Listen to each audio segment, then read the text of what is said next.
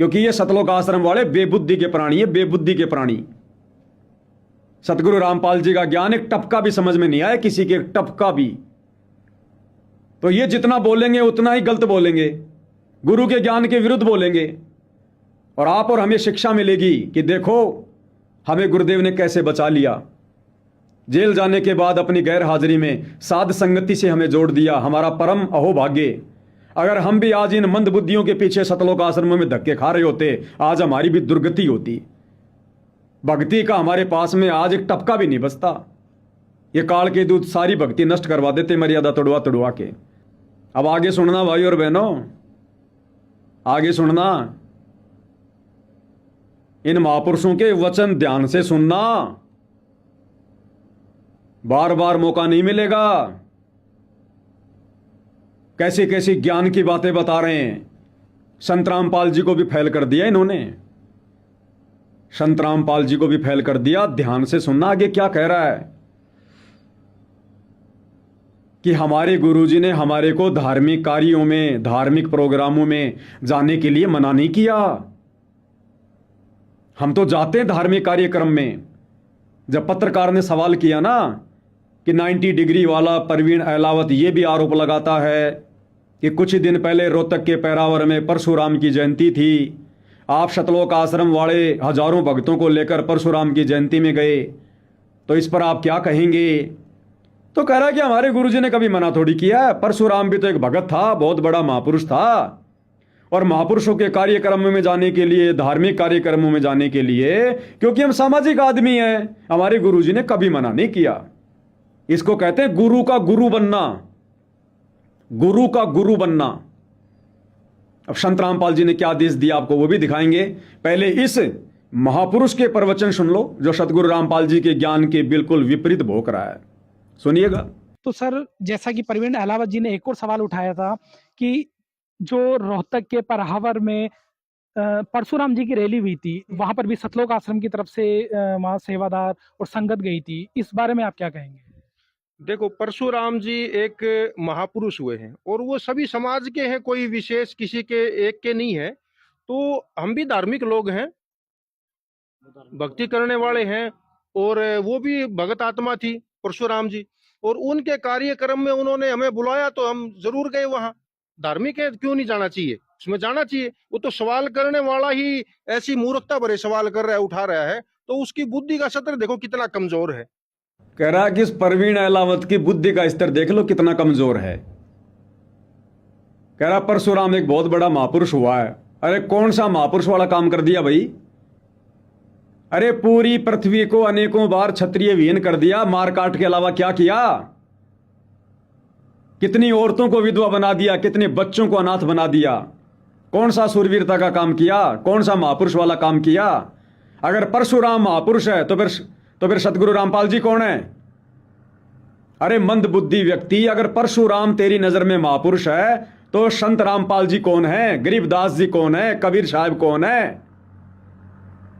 और कह रहा हमारे गुरुजी ने कभी मना नहीं किया धार्मिक कार्यक्रमों में जाने के लिए।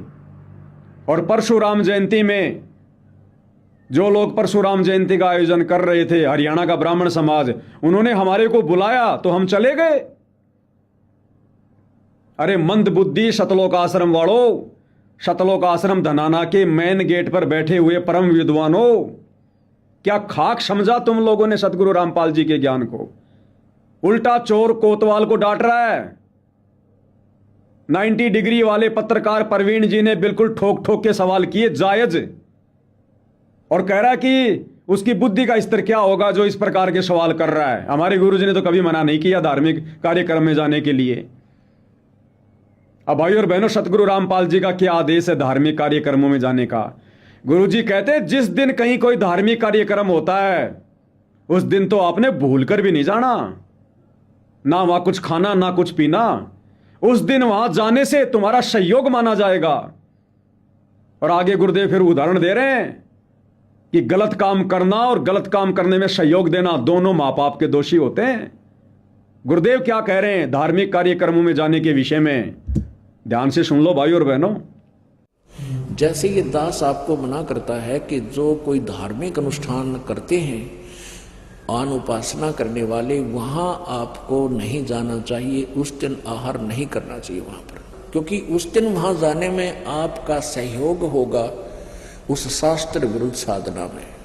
गीता जी अध्याय नंबर 16 के श्लोक नंबर 23 में कहा कि शास्त्र विधि को त्याग कर जो मनमाना आचरण करते हैं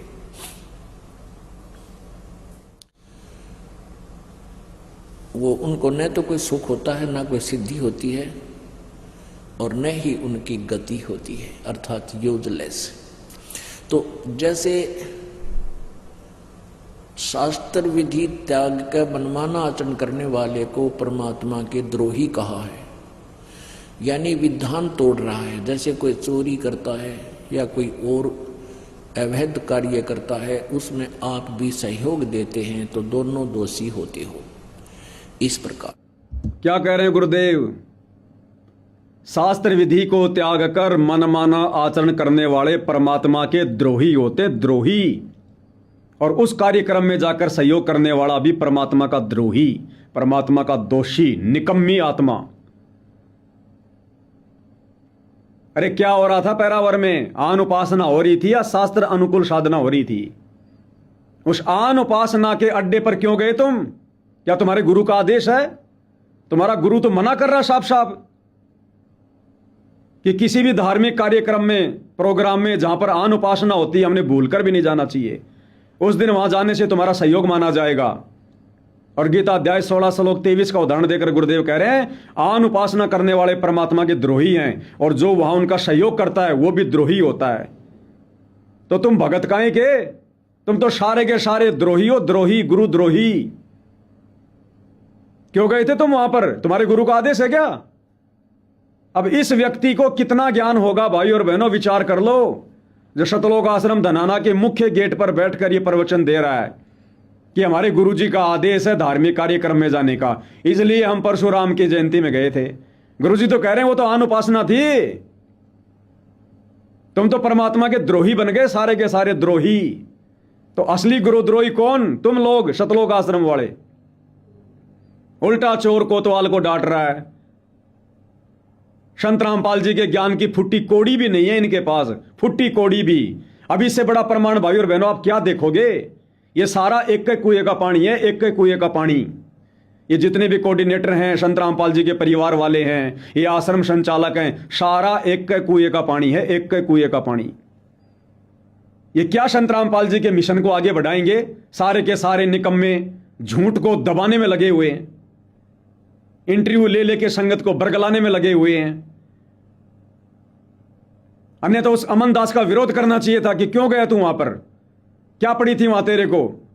वहां जाए बगैर तेरी भक्ति नहीं बन रही। उल्टा जाके तूने गुरु जी का नाम बदनाम करवा दिया। झूठ को दबाने में लगे हुए हैं, फिर कह रहे हम भगत हैं। तुम भगत के नाम पर धब्बे हो, धब्बे। तुम लोगों की वजह से सतगुरु रामपाल जी जैसे महापुरुष का नाम बदनाम है। ये घटिया हरकतें तुमने बरवाला कांड में की। गुरु क्या कह रहा है?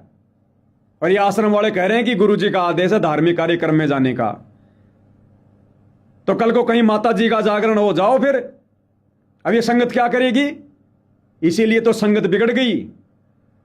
इन बड़े बड़े भक्तों के मुख से इस प्रकार की बातें सुनकर आम संगत क्या करेगी? वो भी धार्मिक कार्यक्रमों में जाएगी।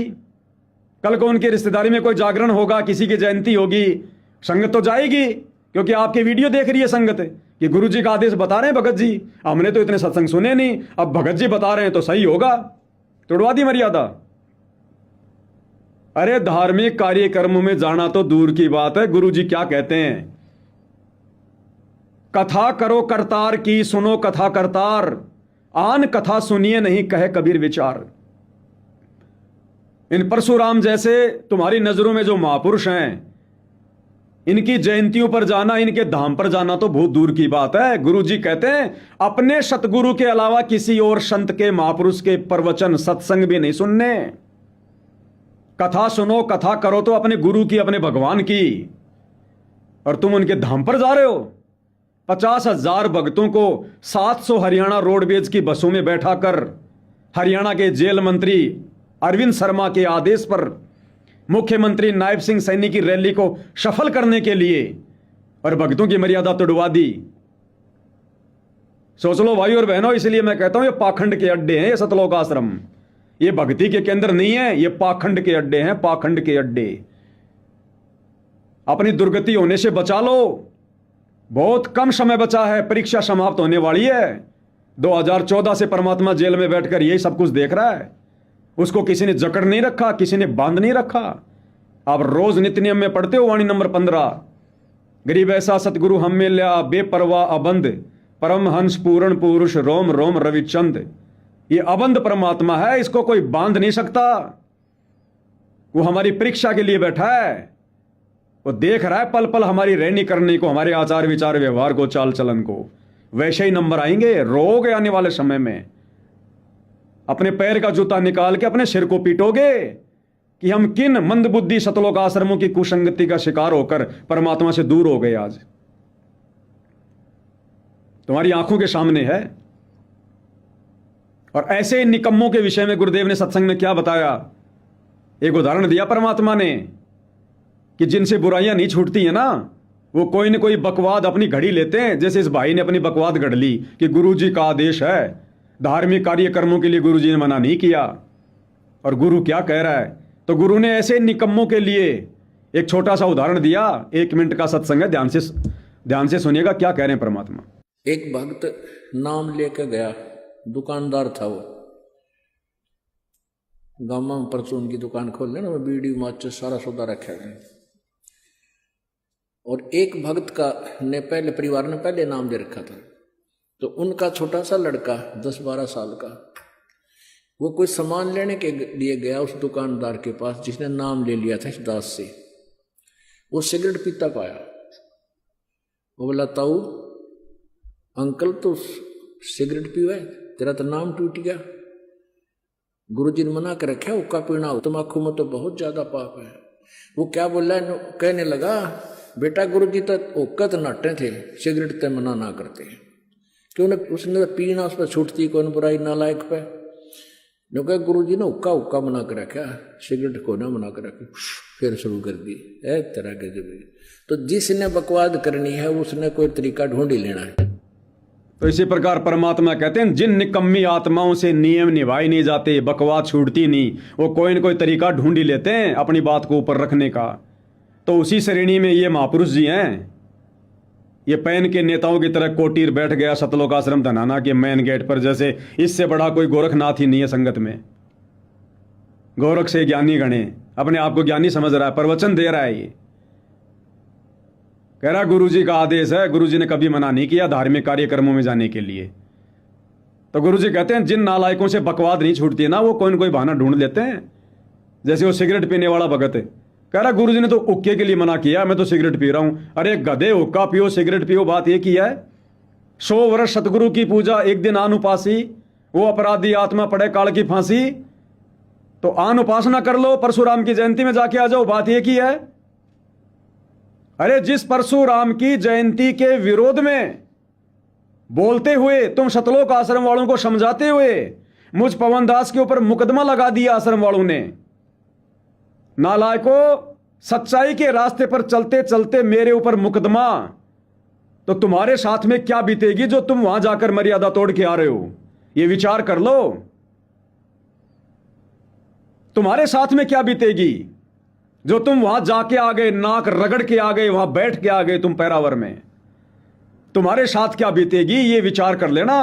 जब सच्चाई बताते हुए मेरे ऊपर इतनी आपत्ति आ गई, मेरे ऊपर मुकदमा करवा दिया इन आश्रम वालों ने। तो ये महापुरुष बैठते हैं इन आश्रमों में लोगों का ज्ञान योग खोलने के लिए। इसीलिए परमात्मा कहते हैं, भाई और बहनों, राजा डूबे मान में पंडित चतुराई रे, इस ज्ञान गली में बंक है तूने धूर चटाई रे।